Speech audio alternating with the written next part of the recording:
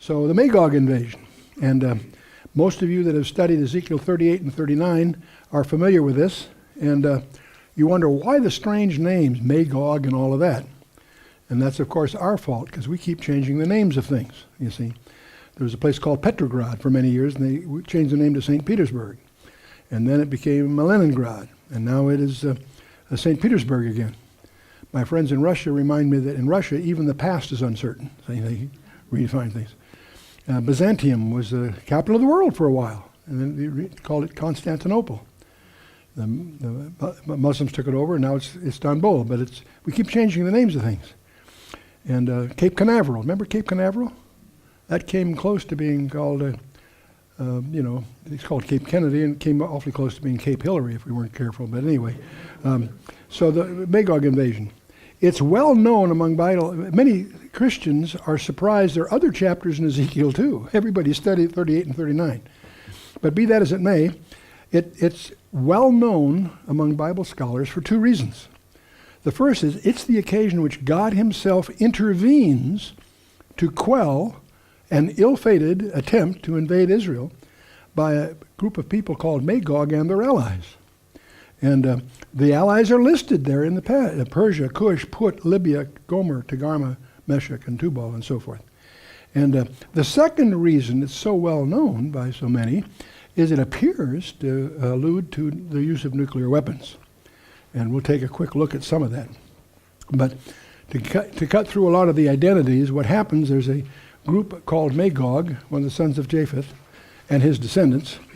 And they, a group of peoples by their ancient names, and you have a map in there that attempts to highlight some of those, but they align themselves in an attempt to invade Israel. And that attempt is thwarted by hailstones of fire and all kinds of exciting things. Sheba and Dedan are on the sidelines saying, what are you guys doing? They're not participants nor defenders. They're on the sidelines. Strange situation here. And so Ezekiel 38 implies that Israel is at peace and without walls. Well, if you're really strict in your scripture, you got a problem with that, because they're not really at peace, and they certainly have walls. We know there are major walls in history. There, of course, the Chinese wall, which was built to keep Magog out of China, by the way, if you get into the background. The Berlin Wall we're all familiar with in our recent history. Well, in Israel today, there's a 430-mile wall 25 feet high. You can't escape that as a part of the news.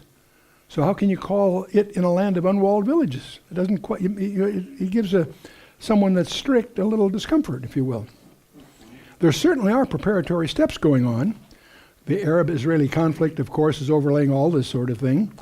Clearly, Iran is emerging as a nuclear power here shortly, and that's becoming a day-by-day source of intelligence information.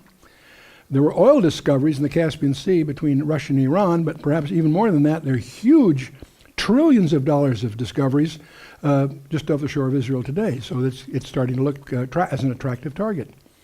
But all these are preparatory steps, perhaps, in advance of what may be ultimately the big show. But there's a question that we need to put right in front of us as we get enthusiastic about Ezekiel 38 and 39. There are good scholars, and I'll use Hal Lindsey as an exemplar here, that argue that the Ezekiel 38 and 39 is part of the Armageddon scenario as is summarized in Daniel 11. That's their view, and that's fine. There's a group of us that suspect that Ezekiel 38 may be precedent to the 70th week of Daniel, which is one reason I'm throwing it in here right now. The problem is the missing nations. The Magog invasion deals with peoples that are distant from Israel, a large outer circle of nations. And so, okay, what about the immediate neighbors? And so, where are the Palestinians? Where are the Lebanese? Where are the Syrians? Where is Iraq? And where are the Jordanians to the east of Israel? Where are the Egyptians? They're noticeably absent in the Magog invasion. And where are the Saudi Arabians? In Ezekiel 38, they're on the sidelines. Why aren't they in the picture somehow?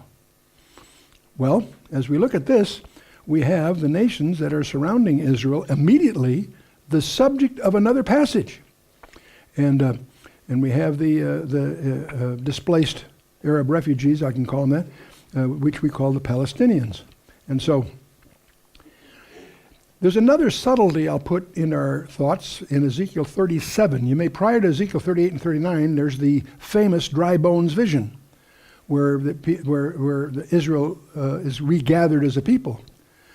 And it says, so I prophesied as he commanded me, and the breath came into them, and they lived, and they stood up on their feet, an exceedingly great army. In that passage, the word exceedingly is an adverb, not an adjective. It's an exceedingly great, which implies it becomes ultimately. It isn't yet. They have a great defensive army, but they're not a conquest kind of army. And yet this implies something else that may be part of the coloration here. There are 3 steps in Ezekiel 37. They were scattered, then they came together with flesh and skin and the idiom of the vision there, and then they came to life and so forth. So the exceedingly great army is an interesting phrase there. And of course the proud, the elite of the services in Israel are the tank corps, by the way. But anyway, let's take a look at a psalm that is widely overlooked among students of prophecy. It's coming more in the fore in the recent last couple of years, and that's Psalm 83. So I want to pause and take a look at this a little more closely.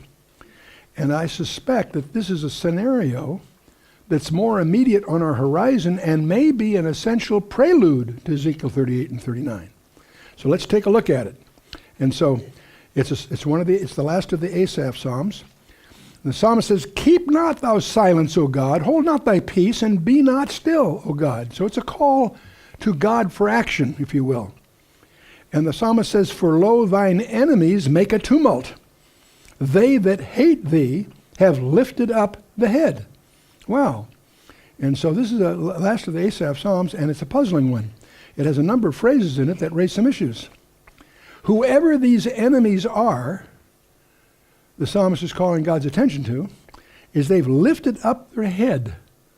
What does that mean? Well, let's go on here.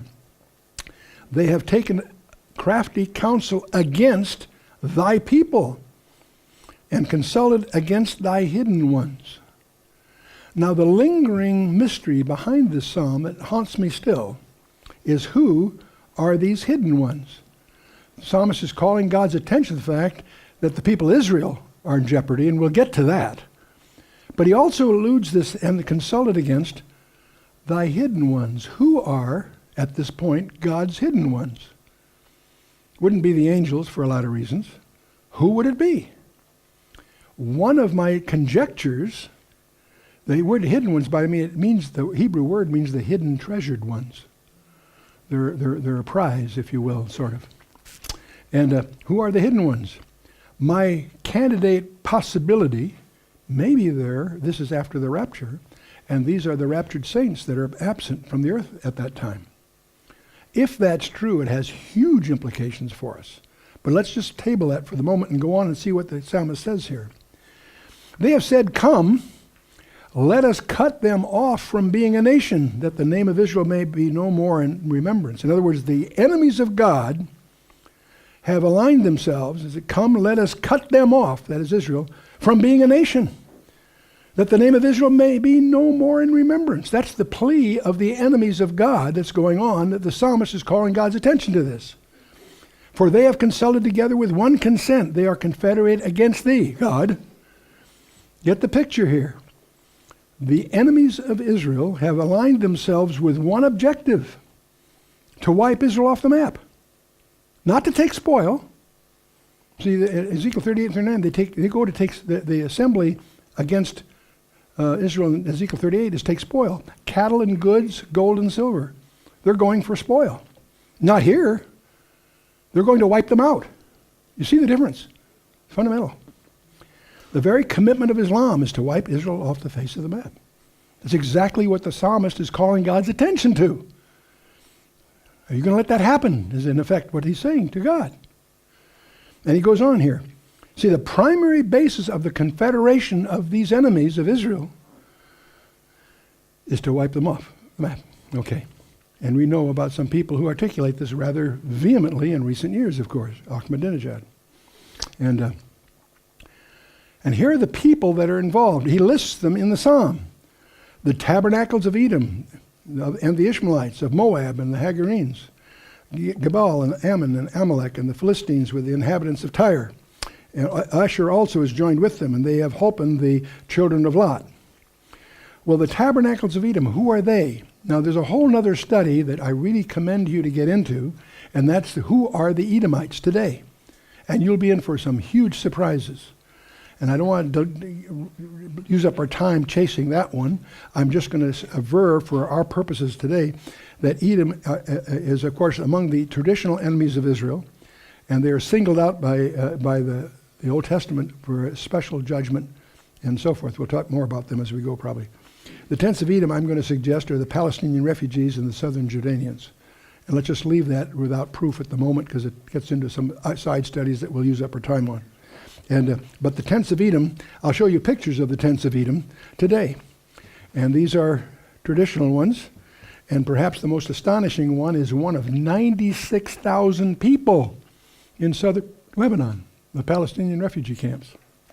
And they're not limited to Edomites, but the Edomites are among them. And the Edomites are a special mention by Jesus in two of the letters of the seven churches. In Revelation 2:9 and Revelation 3:9. Those that say they are Jews and are not, but are the synagogue of Satan, are objects of Christ's comments. And we'll talk about that as a separate issue.